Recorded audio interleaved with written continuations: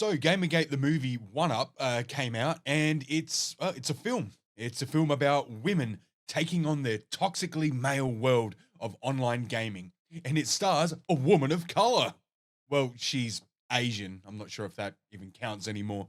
So the movie kicks off with Ethot, or is it Ego, whatever, and she's fallen asleep at her desk in full makeup. Because that's what real gamers do. Personally, I only ever fall asleep at my PC after a bottle of wild turkey and I start ripping balls. Anyway, she wakes up and oh no, she's late for class. And she has a quirky roommate. Then she smells her overshirt, decides it stinks, so she starts smelling other shirts to find a clean one. Oh, she's just like one of the boys. This is a movie you can show your sons and they'll find it relatable while learning respect for women. She wears flannel. Also, no panda eyes, her makeup is still perfect. So she scurries off to class, and like a feminist Netflix show with quirky diary doodles, she can see video game icons and graphics. Oh, look, The Sims. Remember The Sims? This movie is totes made by gamers. Look, Donkey Kong, old school. Then we get a bird's eye shot of Gamer Girl running upstairs in a tank top. This part I like. She makes it to class, and just in case if you were wondering whether or not this is a feminist movie, Ruby Rose!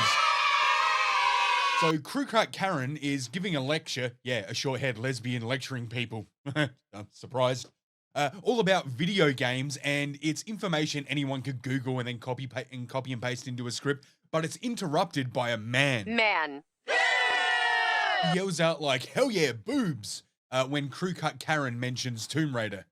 This guy rules. He yells out yay boobies in the middle of this woman. This woman giving a lecture on what you know is going to become about sexism in gaming. But don't worry, Crew Cut Karen puts him in his place by talking about sexism in gaming. And then she bangs on about how games like Tomb Raider weren't made for women.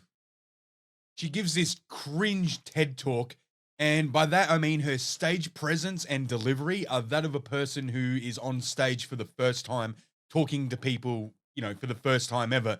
This woman cannot act. But this wooden performance inspires Gamer Girl, and when her esports male teammates are being like all misogynist and like totally toxic, like not wanting her in the team picture, which is complete bullshit. These are gamer nerds. If this movie was at all realistic, the Gamer Girl chick would be like ugly as sin and the dudes would be dismissive of her, but at least one of them would still have a crack. Or she looks the same as she does, and all these dudes would be simping hard. A chick who looks like this around a bunch of late teen, early 20s dudes is she would be treated like she is infallible, no matter how retarded or she is. They just go along with it. She could tell them that she cuts herself and eats cat. They wouldn't care. That's the folly of youth. Like young women think they can fix broken men, and young men think they can women. One of these has a much higher success rate, but both end badly. Like, she's a hot Asian with giant... Yeah, totally not what gamer nerds are into. They probably also hate anime. I mean, look at these dudes. You know at least one of them has hung back after a session and sniffed her chair. Also, they exclude another dude from the pictures, so it isn't sexism. So these nerds are being like toxic, and it makes Gamer Girl quit her college gaming team? Yeah, that's right. She's on a gaming team for her college. Wait, is that a thing? Turns out, yes, it's a thing.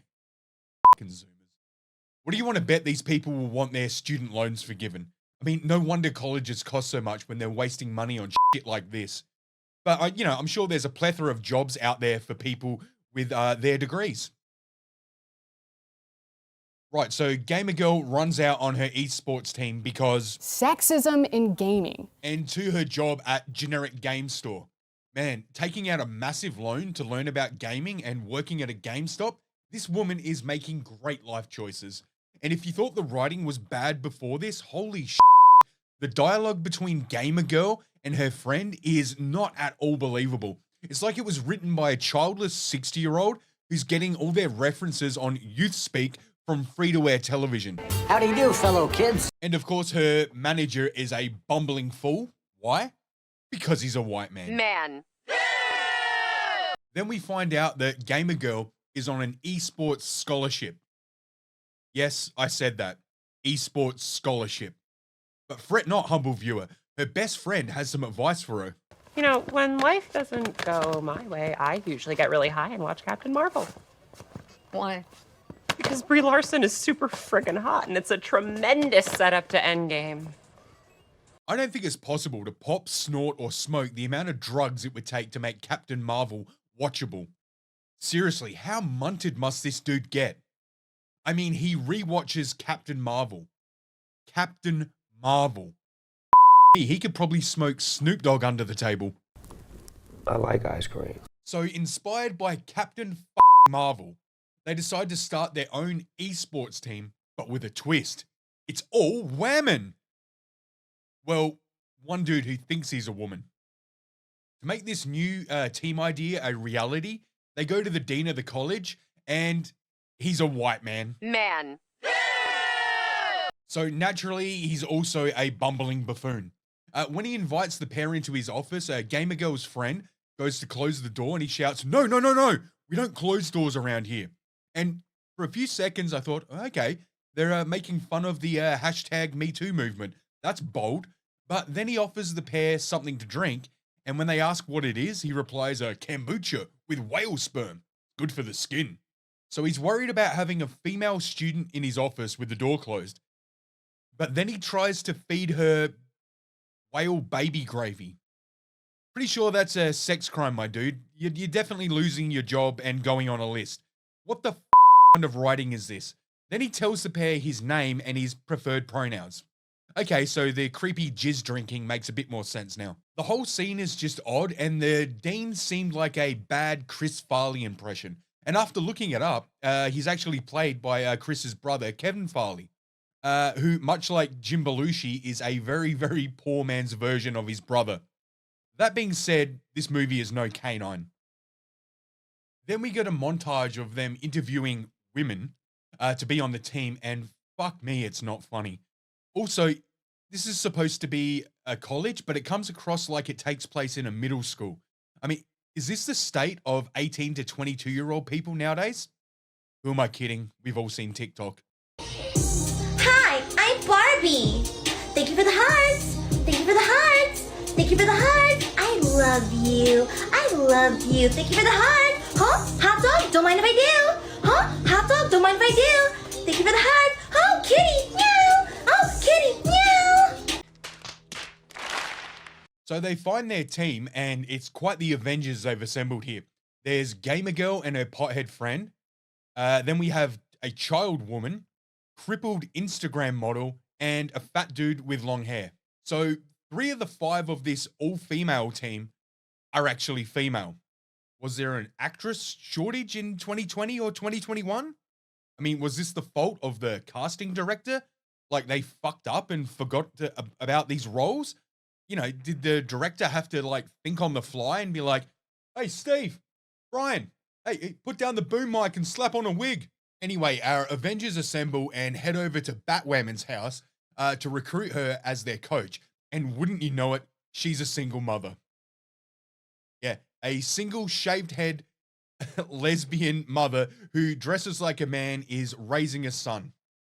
No chance at all he'll grow up to be a school shooter. Oh, and a point I forgot to mention before, but in this scene, Gamer Girl's pothead friend brings up that he said to the Lara Croft comment, you know, the yay boobies. Yeah, he turns around and goes, "Yeah, realistic breast sizes in video games." Completely ignoring the fact that Gamer Girl herself has Lara's exact body type. This is what I don't get about the movie. They're trying to drive home this point about women in video games being unrealistically stacked. But then you cast this woman as your lead? Right, so then it seems like the college has allocated Gamer Girl a space to have her esports team work from. And surprise, surprise, it's a dump. But fret not, I'm sure they'll tidy it up. I mean, they are women. Next, the evil team, Gamer Girl's ex-team, they're having an indoctrination ceremony, like a frat or something, and they call themselves the Betas. Beta! Yes, that's the team's name, the Betas. Beta! This is She-Hulk levels of writing. Fucking Pinocchio's lies are less on the nose. And by sheer coincidence, Gamer Girl and her band of merry, mostly women, just happen upon them, and then insults are exchanged, which includes obese wig man basically threatening sodomy on the ginger before hocking a loogie on him. Very ladylike. We find out Gamer Girl's first match is against the Betas. Beta! We get the team in their first training session with Batwoman, and they've got hand-drawn team shirts, and Batwoman is not giving a fuck about coaching them. So it's the day of the big game, and Gamer Girl's team is up against the Betas. Beta! And what I don't get about this, and maybe it's because I don't watch esports, but they're all wearing headsets, you know, gaming headsets, which is fine because they need to hear hear their own gameplay, plus each other. But the other team is on the other side of the same desk, and they can clearly hear each other's team speak, so they know what the other team is saying about tactics. Like, wouldn't the smart move be to practice and learn, I don't know, coded language or like hand signals like baseball? I mean, they're literally telling the other team what their plan of attack is. Why not put each team in different rooms? I mean, these are online games. They don't need to be in the same room. Hell, they even gave Gamer Girl her own room at the college to game from. You know, or at the very least, put them on opposite sides of this room facing away from each other. This setup makes no sense except for the purpose of filming. But despite all their Yas Queen girl power, they lose. So Gamer Girl, tail between her legs, goes back to her GameStop job, and the nice guy from Beta comes and asks her out on a date, and she rejects him. Now, this can go two ways based on the movie so far. He becomes an alt-right incel, or she realizes that the shy, short, skinny guy is actually her one true love. This movie could go either way, but that's what it is, a movie. Real life, she fucks a bunch of hot dudes, then marries a rich one. Then again, this is a feminist movie, so she could end up realizing that what she really wants is to smash clams with Batwoman and enter into a biracial same-sex stepmommy scenario. At this point, it wouldn't surprise me, but she agrees to go on an online date with him. Then we get a team building scene, and Batwoman, dressed in her 90s workout attire, like she's going to be like Mike or perform a shack attack. And it's obvious that they're trying to cover up the fact that she's covered in tattoos, but they couldn't afford to, you know, cover them with makeup. I mean, look at her hands. The tats look faded at best. But Batwoman's outfit is to let us know that she means business. She's going to train these mostly girls by getting back to basics. They exercise their fingers with rubber bands and have one of those punching dolls wearing a Beta shirt. Beta! Which a little girl woman shanks, by the way. Like, what the f***? She nuzzles up to him and then stabs him in the back. What kind of psycho behavior is this over a f***ing gaming tournament? Well, she is being coached and mentored by a lesbian feminist, so I guess it makes sense. Then Gamer Girl has her online gaming date with a nice guy Beta, which is just cringe. That being said, dating when you're young is awkward as f***, but this is next level. It's the writer clearly trying to send the message that men should be shy, meek, and submissive when dealing with women. It's feminist writing 101. Bad men are outgoing and confident. Good men are introverted and submissive. You can tell this movie is aimed at teenage boys with the goal of turning them into male feminists. So now it's time for the tournament, and Batwoman has all new roles for them. Also, Instagram Cripple has got them like proper uniforms from her Patreon subscribers. Then we get a montage of the team working together, bonding and rising up the ranks. And of course, all the teams they easily defeat are all male. And one of the male teams even unplugs their Ethernet cable to make it look like they only lost due to a bad connection. Because gamer mostly girls are just too good. In fact, the only time they lose is when there's a trans woman on the opposing team. Yeah, that's right. Also, the Betas just happen to be sitting in on this match because reasons. Yeah, that's right. You know, like it was the fact that the other team had a woman combined with the toxic masculinity in the room, and that's what really caused them to lose. Yeah, that's right. Next, we get Dean knockoff Chris Farley telling Gamer Girl that if she doesn't make the finals, her team and her scholarship are over next year because the school only has enough funding for one esports team. By the way, how pissed off would you be if you're at this school and you're trying to work out like quantum entanglement, black holes, or some science shit, and next door there's like 10 high-powered PCs being used for video games, and it's all paid for in part by your admission fees? You'd be ropeable. Considering that they all have their own PCs in their dorms, like, here's an idea. Just use your own PCs. Now the college can have two teams and you get to keep your scholarship. Problem solved. Gamer Girl has to explain the situation about college funding to her team, and this results in an all-out shouting match. Take it back now! Then Batwoman comes in to break up the fight, and I know I've said this before, but me sideways. This woman cannot act. Okay, stop!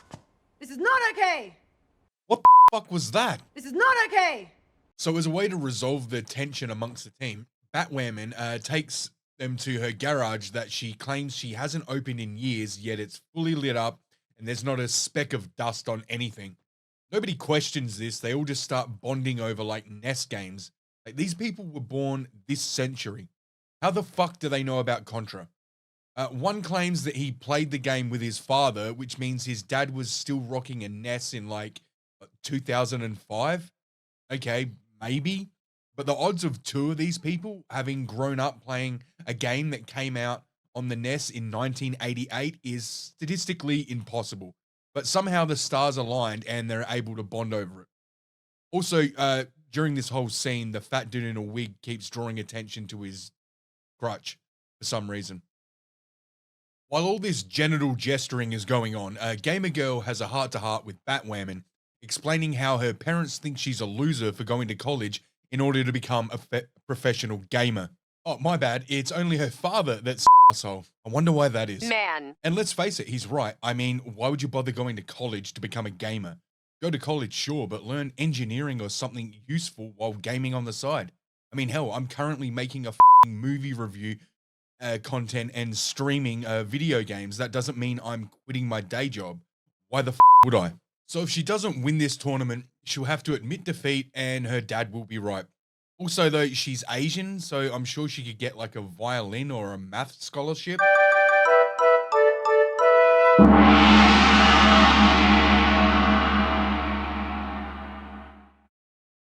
But all the pressure of like her potentially losing her scholarship and having to return home to a disappointed father and what we can only assume is a tiger mother gets the best of Gamer Girl, and she leaves the mostly girls' night. But not before Batwoman goes after her and delivers what might be the worst attempt at drunk acting ever. I mean, why not just actually get her shit-faced? I mean, at least it would be believable, but then again, you know, a drunk lesbian feminist on set, probably not the best idea.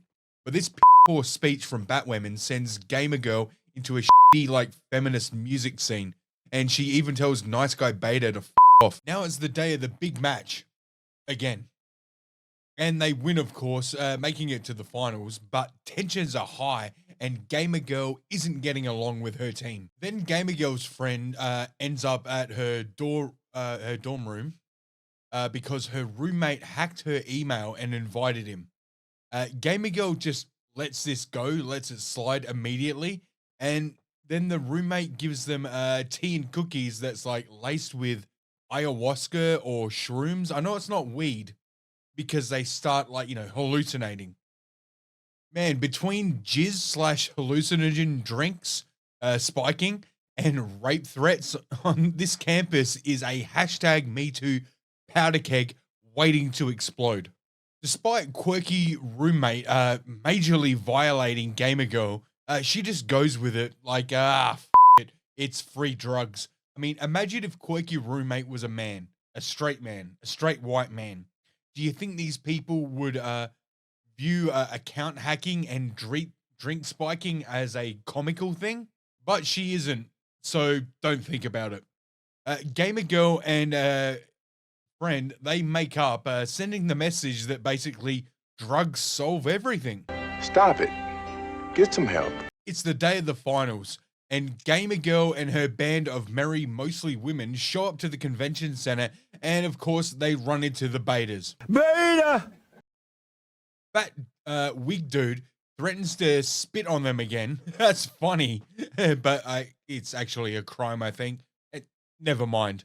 There's a supercut of all the commentators, and only one of them is a man, so naturally, he's a buffoon. Plenty of quarters, because you gotta keep on filling those machines up. Do you have any early predictions? Oh, Super Mario, remember? Right, so we get your standard sports movie montage, going through a tournament thing. So the first match and the good guys struggling, but coming together and winning, then short clips of wins and the leaderboard, moving up and all that. They make it to the finals. The beaters flip them off from the side stage, and for no other reason than keeping him away from what happens next, Beta Nice Guy quits the team over a finger. Beta! Over sledging in a competition. And it's a good thing he does, because main guy Beta swats the 8-bits, and yeah, that's a bit much. I mean, it's college, dude. You don't need it, and you're probably better off without it. But the issue gets resolved with the police, except for Batwoman. It turns out her son hacked a Minecraft server using an account in her name. How the police in Miami found out about this while investigating a swatting claiming terrorist threats, I have no idea. Batwoman can't be at the final. Meanwhile, at the final, the clock is counting down to the 8-bits forfeiting, and it gets down to 3 seconds. Ooh, edge of my seat. But then they make it, like there was any doubt. Also, we get Gamer Girl running in slow motion. Predictably, the game gets down to the two captains, and Batwoman shows up in time to tell Gamer Girl to be patient and win the game. They get the trophy. Gamer Girl kisses Nice Guy Beta. Beta! And main Beta guy Beta! gets arrested for swatting. Then a woman from Mercedes-Benz offers the team a sponsorship and a new car each. It's a bit insensitive to wheelchair woman, Instagram model, whatever, but maybe she just assumes they'll modify the car for her. Who knows? Then anyway, we roll credits. Hashtag girl power. The only good part of this movie is Gamer Girl's tits. That's it. That's the movie. Hey, thanks for watching. If you liked the video, smash that like button and motivate me to make more. If you didn't like it, smash the dislike button and I'll make more out of spite. You can find me on Rumble, live streaming and gaming. Come over and say hi, or come over and tell me to go f myself. Peace.